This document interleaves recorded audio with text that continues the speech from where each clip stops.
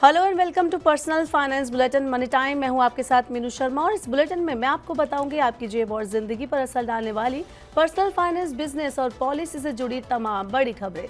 साथ ही इस बुलेटिन में हम आपको सिर्फ खबर नहीं बताएंगे बल्कि उसका असर भी डिटेल में बताएंगे। तो चलिए फटाफट शुरू करते हैं इस बुलेटिन में खबरों का सिलसिला। अगर आप नेशनल पेंशन सिस्टम यानी एनपीएस में निवेश करते हैं तो बीते दिनों स्टॉक मार्केट की गिरावट का असर आपके पोर्टफोलियो पर भी पड़ रहा होगा। दरअसल एनपीएस के तहत जो पैसे आप इन्वेस्ट करते हैं वो पैसे शेयर बाजार में लगाए जाते हैं। फरवरी में सेंसेक्स और निफ्टी में भारी गिरावट के चलते एनपीएस के इक्विटी हैवी पोर्टफोलियोज को झटका लगा है।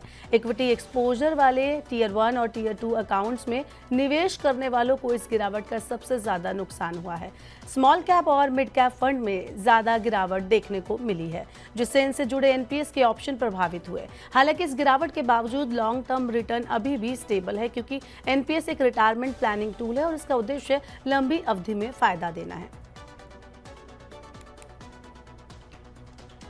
चलिए बढ़ते हैं बुलेटिन की अगली खबर की तरफ। भारतीय शेयर बाजार में लगातार गिरावट देखी जा रही है, लेकिन international broking house city group की एक रिपोर्ट भारतीय शेयर बाजार के लिए पॉजिटिव संकेत दे रही है। दरअसल सिटी ग्रुप ने इंडियन स्टॉक्स की रेटिंग को ओवरवेट में अपग्रेड कर दिया है।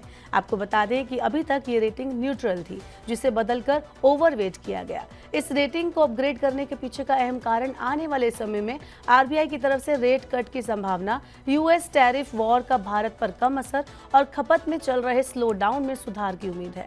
दरअसल सिटी ग्रुप का मानना है कि इनकम टैक्स में दी गई राहत आने वाले समय में खपत को बढ़ाने में मदद करेगी, जिससे भारतीय कंपनियों की अर्निंग सुधर सकती है। इसके साथ ही सिटी ग्रुप दिसंबर तक निफ्टी के 26,000 तक पहुंचने की बात भी कह रहा है। ऐसे में ये मौजूदा स्तर से तकरीबन 15% की तेजी को दिखाता है।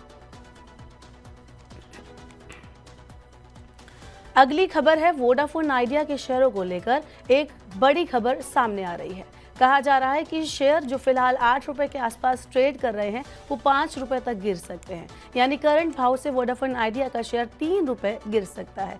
ये बात सामने आई है मोतीलाल ओसवाल फाइनेंशियल सर्विसेज की एक रिपोर्ट में।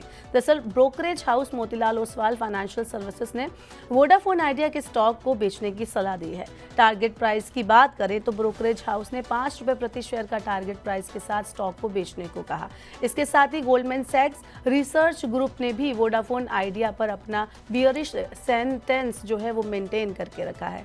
आपको बता दें कि इन दोनों ही रिसर्च रिपोर्ट की अगर हम बात करें तो उससे एक बात तो साफ है कि वोडाफोन आइडिया के बुरे दिन अभी खत्म होते हुए नहीं नजर आ रहे।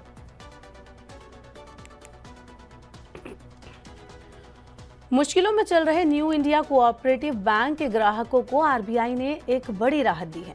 आपको बता दें कि इसी महीने महाराष्ट्र के इस सहकारी बैंक पर रिजर्व बैंक ने कड़ी पाबंदियां लगा दी थी। बैंक से किसी भी तरह के पैसे निकालने पर रोक लगा दी गई थी। यहां तक कि बैंक के बोर्ड पर भी रिजर्व बैंक ने कब्जा कर लिया था, जिसके कारण बैंक के कस्टमर्स बुरी तरह से फंस गए थे। इसे देखते हुए अब रिजर्व बैंक ने बड़ा फैसला लिया है। आरबीआई ने बैंक के डिपॉजिटर्स को अपने खाते से 25,000 रुपए तक निकालने की इजाजत दी है। बता दें कि आदेश 27 फरवरी से लागू किया जाएगा। आरबीआई ने फैसला बैंक की लिक्विडिटी को देखते हुए लिया। अब देखना होगा कि क्या बैंक इस मुश्किल से निकल पाता है या नहीं।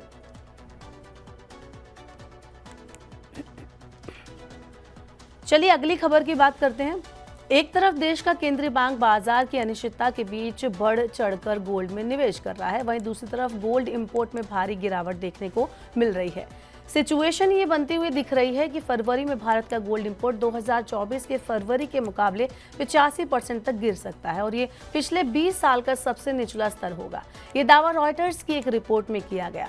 सोने की डिमांड में कमी तब है जब भारत में इस वक्त शादियों का सीजन चल रहा है। नवंबर, दिसंबर, जनवरी और फरवरी को भारत में शादियों का पीक सीजन माना जाता है।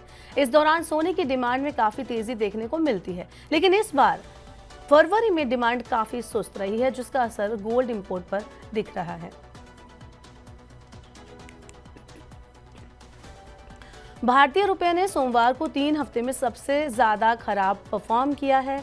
डॉलर की मजबूत मांग और टैरिफ बढ़ने की आशंका से रुपए पर दबाव बना रहा।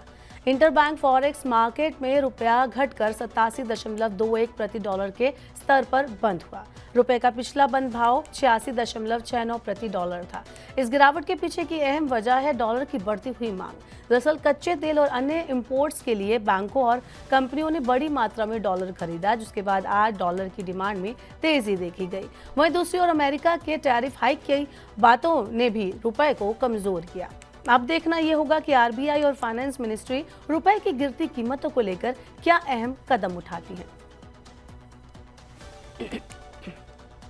तो ये थी मनी टाइम में आज की तमाम बड़ी खबरें। वक्त हो गया आपसे विदा लेने का। अब आपसे होगी कल मुलाकात।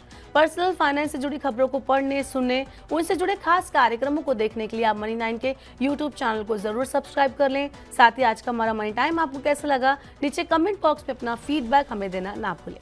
फिलहाल के लिए इस बुलेटिन में इतना ही। बने रहिए मनी 9 के साथ।